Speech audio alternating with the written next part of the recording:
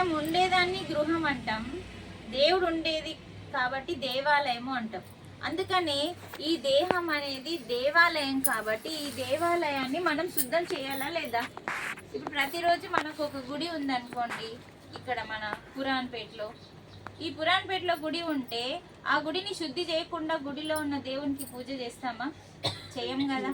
ఇప్పుడు ఈరోజు శివాలయము మన ఊరిలో ఉందనుకోండి, ఆ శివాలయంలో ఉన్న ఊరిలో సాయంత్రం పూట అయింది, పొద్దున పూజ అయింది, సాయంత్రం పూట పూజ అయింది. పూజ అయినప్పుడు మనం అన్నీ వేస్తాం కదా, వస్త్రం అని, కుంకుమని, పసుపు అని అన్నీ ఏమో వేస్తాం ఆయన మీద, వేసి పూజ చేసి అట్లనే ఉంచి వెళ్ళిపోతాం. మళ్ళీ రేపు పొద్దున ఏం చేస్తాం? అట్లనే పూజ చేస్తామా? ఏం చేస్తాం?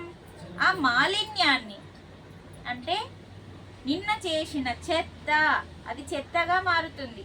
ఏదైనా సరే ఎవరి మీద వేసినా కూడా నిన్నటిది మాలిన్యం అవుతుంది. దాన్ని తొలగించిన తర్వాత మళ్ళీ కడిగి పూజ చేస్తాం. అంతేనా? అంటే అక్కడ మనం ఏం తెలుసుకోవాలి? నిన్నటి మాలిన్యాన్ని తీసేయాలంటే నిన్నటి ఆలోచనలు మన జీవితంలో ఏమేం జరిగినాయి నిన్నటి, అర్థమవుతుందా నేను చెప్పేది? నిన్న మన జీవితంలో ఒక కష్టం వచ్చిందచ్చు, ఎవరన్నా మనల్ని తిట్టిళ్ళు కావచ్చు, అంటే ఇవన్నీ కూడా మనకి ఏం చెప్తున్నాడు? నిన్నటి మాలిన్యాన్ని తొలగించడం అంటే నిన్నటి ఆలోచనలని మనం ఇందులో నుంచి ఉంచుకోవద్దు. తొలగిస్తేనే మన అంతరంగం లోపల మన యొక్క మనస్సు అనేది, చిత్తము అనేది ఎప్పటికప్పుడు ఫ్రెష్ ఉంటేనే పరమాత్మని శక్తి అనేది మన లోపలికి అపారంగా ప్రవాహం జరుగుతుంది.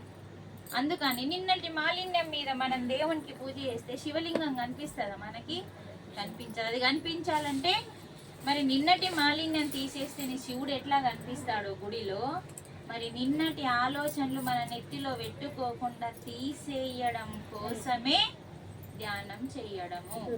మరి ధ్యానం చేస్తే అంతరంగం అంటే దేవాలయం శుద్ధి జరుగుతుంది. అర్థమవుతుందా? దేవాలయం అనేది